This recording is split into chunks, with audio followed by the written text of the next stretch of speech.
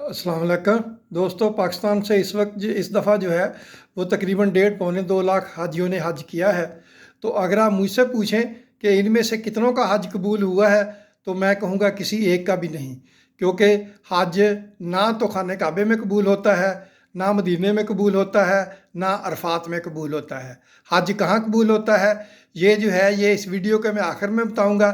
उससे पहले कुछ बातें दोस्तों, अगर किसी ने मेरी इस बात पे फतवा लगाना है कि मैंने कह दिया कि वहाँ पे हज कबूल नहीं होता, तो मेरी सिर्फ ये दरख्वास्त है कि इस वीडियो को आखिर तक ज़रूर देखें, उसके बाद बेशक फतवा लगाएं।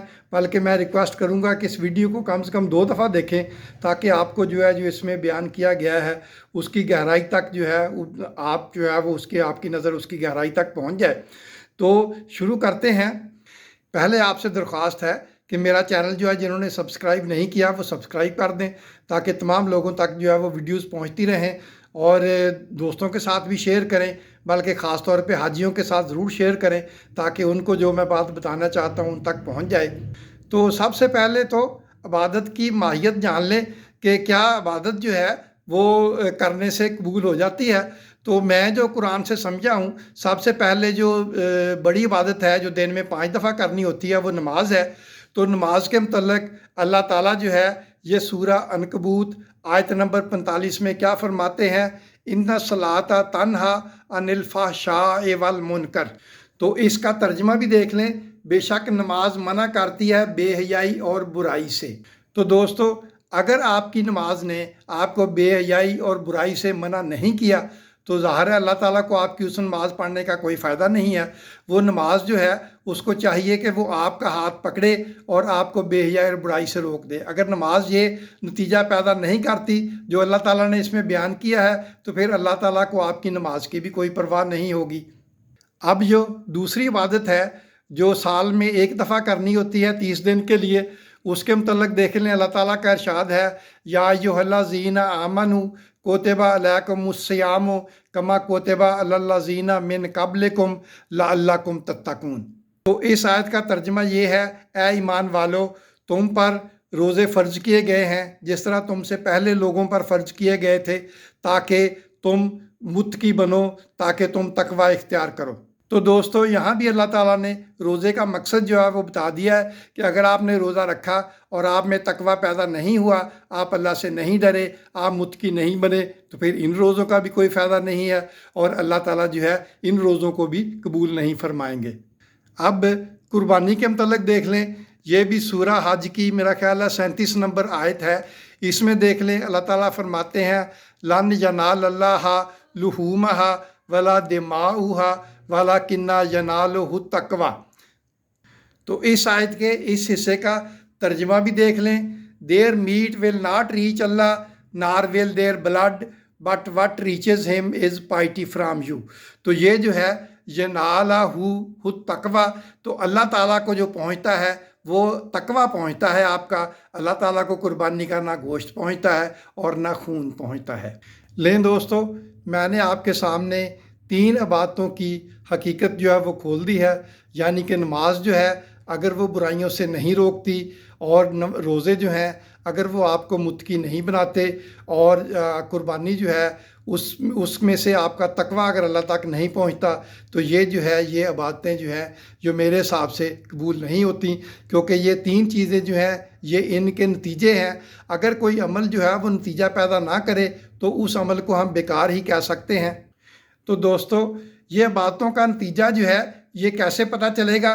तो इबादत आपकी जो है आपको खुद बता देगी कि मैं कबूल हुई हूँ कि नहीं। अगर आपने एक नमाज पढ़ी है और उस नमाज के बाद आप मस्जिद से बाहर आ गए हैं, और बाहर आके अगर आपने बुराइयां करनी छोड़ दी हैं और अगली नमाज तक अगर आपने कोई बुराई नहीं की, तो उसका नतीजा निकल आया, आपकी नमाज जो है वो कबूल होगी। इसी तरह अगर आपने रोज़े रखे हैं और साल भर वो रोज़े जो हैं वो आपको अल्लाह से डराते रहे हैं, आप अल्लाह से डरते रहे हैं, आप बुराइयों से बचते रहे हैं, तो वो रोज़े जो हैं वो आपके कबूल हो जाएंगे। इसी तरह कुर्बानी जो है, अगर आप मुत्तकी बन गए हैं, आप हर वक्त आप अल्लाह से डरते हैं, आप बेईमानी नहीं करते, आप कम नहीं तोलते, आपने तमाम बुराइयां जो वो छोड़ दी हैं, तो वो 1 साल की कुर्बानी जो है वो आपकी कबूल हो जाएगी। तो असल में ये फ़लसफ़ा जो है ये समझने की थोड़ी सी ज़रूरत है कि कोई भी चीज़ जो है जो आप हासिल करना चाहते हैं उसके लिए आपको इम्तहान में से गुजरना पड़ता है। अगर आप इम्तहान में से नहीं गुजरेंगे तो वो उसका रिवार्ड जो है वो आपको नहीं मिलेगा। तो आप इसको ऐसे समझ सकते हैं कि अगर आपने किसी यूनिवर्सिटी में दाखिला लेना है तो आप उसकी फ़ीस पे करते हैं तो आपका दाखिला हो जाता है। उसके बाद उसका कोर्स वर्क जो है 2 साल का 4 साल का आप कोर्स वर्क करते हैं, तो आप पढ़ते हैं, आपका नॉलेज इंक्रीज़ हो जाता है, आप अच्छे बच्चे बन जाते हैं, लेकिन आपको डिग्री नहीं मिलती। डिग्री के लिए आपको इम्तहान देना पड़ता है। इसी तरह मुसलमान होने के लिए हम कलमा पढ़ते हैं तो हमारा दाखिला हो जाता है। हम इबादत करते हैं तो ये हमारा एक्चुअली कोर्स वर्क है। ये इबादत जो है वो हमें जीने का तरीका बताती हैं, हमें नेक बनाती हैं और सारा कुछ जो है वो समझाती हैं। लेकिन ये इबादत करने के बाद अगर हम इम्तहान नहीं देते, इम्तहान का जो वो कमरा इम्तहान या आप कह लें अरसा इम्तहान जो है वो नहीं गुजारते, तो फिर ये इबादत जो है वो रह चली जाती हैं। जिस तरह यूनिवर्सिटी आपको डिग्री इम्तहान नहीं देंगे तो डिग्री देने के बगैर ही आपको फारग करके घर भेज दिया जाएगा। इसी तरह अगर ये इबादत जो है वो आपका कोई रिज़ल्ट इनका नहीं आता, आप इम्तहान नहीं देते, तो फिर ये इबादत जो है वो बेकार हो जाएंगी। तो आपकी नमाज जो है वो कोर्स वर्क है और नमाज के बाद अगली नमाज तक का वक्फा जो है वो आपका अरसा इम्तहान है। इस अरसा इम्तहान में अगर आपने अपने आप को संभाले रखा, नमाज ने आपको बुराइयों से रोक दिया, आपने किसी की बुराई नहीं की, कम नहीं तोला, झूठ नहीं बोला, तो उसमें जो है फिर आपकी नमाज कबूल हो जाएगी। इसी तरह रोज़ों का जो है वो अगले 11 महीने जो है वो अरसा इम्तहान है। आपने ये इम्तहान अगर पास कर लिया, आप वहाँ पे मुत्की बन के रहे, आप अल्लाह से डरते रहे, तो आपके रोज़े कबूल हो जाएंगे। इसी तरह कुर्बानी है। तो कुर्बानी के बाद जो है ये हज जो है ये सबसे बड़ी इबादत है इन तीनों के बाद, क्योंकि ये तीनों जो हैं, नमाज आपने रोज़ पढ़नी है, रोज़े जो है वो आपने साल में एक दफ़ा रखने हैं, कुर्बानी भी साल में एक दफ़ा देनी है, लेकिन हज जो है वो आपने ज़िंदगी में एक दफ़ा करना है। तो अगर आपने हज कर लिया, जो हज इस दफ़ा करके आए हैं या जो पहले भी हज करके आए थे, अगर वो समझते हैं कि करने से उनका हज कबूल होगा, तो मेरा ख्याल ये है, जो मैं कुरान की आयतों से जो मैं समझा हूँ, ये हो सकता है मैं गलत समझा हूँ, कोई मुफ्ती जो है, कोई आलम जो है वो मुझे सही कर दे, लेकिन मेरा यही ख्याल है कि हज करने से कबूल नहीं हुआ। आप मदीने चले, आप मक्के गए, आपने उम्रा किया, हज की नीयत से गए, फिर आपने हज किया, मक्के में तवाफ़ किया, ये आपके कबूल नहीं हुए। आप मदीने गए, वहाँ आपने नमाज़ें पढ़ी, चूँकि आपका सारा वो सफ़र हज का हिस्सा था, आपका हज मदीने में कबूल नहीं हुआ। तो दोस्तों, आपका हज जो है वो मक्के में भी कबूल नहीं हुआ और आपका हज जो है वो मदीने में भी कबूल नहीं हुआ। अब उसके बाद आखिरी मरहले में आप जो है वो अरफात चले जाते हैं। वहाँ पे एक्चुअली हज जो है वो परफॉर्म होता है मैदान अरफात में। वकूफ़ अरफात जो है वही हज का रुकन आज़म है। तो वहाँ पे क्या सिचुएशन होगी, उसके बाद आपने मस्जिद नमरा में खुतबा हज सुना, नमाज़ पढ़ ली, 2 ज़ोहर और असर जो है वो इकट्ठी नमाज़ें पढ़ ली।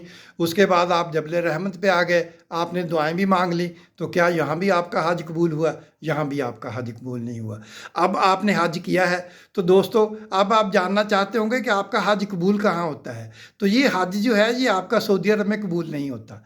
ये हज आपका आपके शहर में, आपके मुल्क में, आपकी गली में, आपके महल्ले में, यहाँ आके आपका हज कबूल होता है। जब आप वहाँ से अपने घर, गली, महल्ले में आ जाएंगे और आप जो है वो अच्छे इंसान बन जाएंगे, आप सही हाजी बन जाएंगे, लोगों को आप पे एतबार होगा कि ये जो है ये बंदा हज करके आया है, अब ये कोई झूठ नहीं बोलेगा, बेईमानी नहीं करेगा, कम नहीं तोलेगा, किसी को धोखा नहीं देगा, किसी की जान माल आबरू इसके हाथों से महफूज रहेगी। अगर लोगों को ये यकीन आ गया कि ये हज करने के बाद ये बंदा ऐसा बन गया, तो आपका हज कबूल हो जाएगा। आपने वापस आके अब हज के बाद आप जो बाकी ज़िंदगी है ये आपका अरसा इम्तहान है। आपने ये इम्तहान देना है, ये इम्तहान पास करना है, फिर आपका हज जो है वो कबूल होगा। अगर आप इस इम्तहान में फ़ेल हो गए, लोगों का आप पे एतमाद ना बना, लोग उसी तरह जो आप पहले करते रहे थे उसी तरह आपके मामलात लोगों के साथ रहे, आपने धोखाधड़ी ना छोड़ी, आपने जो है वो लोगों के जान माल आबरू पे हमले ना छोड़े, तो आपका हज कबूल नहीं होगा, आपका हज जो है वो बर्बाद हो जाएगा। तो दोस्तों, आपका हज जो है वो आपके महल्ले में, आपकी गली में, आपके शहर में, आपके मुल्क में, यहाँ आके कबूल होगा, ये हज खुद खुद कबूल नहीं होगा। ये हज आपने कबूल करवाना है। आपने जो है वो लाखों पैसे जो है वो जेब से लगा दिए हैं। अब आप अच्छे इंसान बन जाएं ताकि आपके वो पैसे जो हैं वो आपके अकाउंट में जमा हो जाएं, आपका हज कबूल हो जाए, हज आपके अकाउंट में जमा हो जाए। और ये जो चीज़ें आपने आगे भेजी होंगी वो फिर क़यामत में आपके अच्छे माल में लिखी जाएं और आप जाके देख लें। और अगर आपने ये नहीं किया, आप इम्तहान में फ़ेल हो गए, तो आपका हज कबूल नहीं होगा। तो मैं एक दफ़ा फिर रिपीट कर देता हूँ दोस्तों, आपका हज ना मक्के में कबूल होता है, ना मदीने में कबूल होता है, ना अरफात में कबूल होता है। आपने हज कबूल करवाना है, आपका हज जो है वो आपके घर में कबूल होगा, आपकी गली में कबूल होगा, आपके मोहल्ले में कबूल होगा, आपके शहर में कबूल होगा, आपके मुल्क में कबूल होगा। तो आपने हज आपके जो है वो कबूल करवाना है। तो दोस्तों, अगर आपको ये मेरा तज़किया पसंद आया हो तो जिन दोस्तों ने अभी तक मेरा चैनल लाइक शेयर नहीं किया तो इसको शेयर कर दें, लाइक भी कर दें, कमेंट भी कर दिया करें। और दोस्तों के साथ जो है इसको चैनल को सब्सक्राइब भी कर दें। तो इसको ज़्यादा से ज़्यादा शेयर करें ताकि हम हर साल इतने हाजी जो हैं वो यहाँ से भेजते हैं। 2-2.5 लाख बंदा हज करके आता है, लेकिन बहुत कम लोग जो है वो अच्छे इंसान बन के आते हैं। तो अगर हम ये वीडियो जो है ये पैगाम तमाम हाजियों तक पहुँचा दें, जिन्होंने हज कर लिया उन तक भी, जिन्होंने अभी किया है, जिन्होंने आगे करने हैं, सब तक ये पैगाम पहुँच जाए, अगर वो अच्छे इंसान बन जाए। पाकिस्तान को यकीन जाने इस वक्त जो है वो बंदों की भीड़ यहाँ मौजूद है। 25 करोड़ आदमी जो है वो यहाँ रहते हैं, लेकिन बहुत थोड़े इंसान हैं। तो अगर कोई एक भी इंसान बन गया, अगर चंद हाजी जो हैं वो इंसान बन गए, उनकी देखा देखी और हाजी भी इंसान बन गए, तो हमारा पाकिस्तान जो है वो बेहतरी की तरफ चला जाएगा।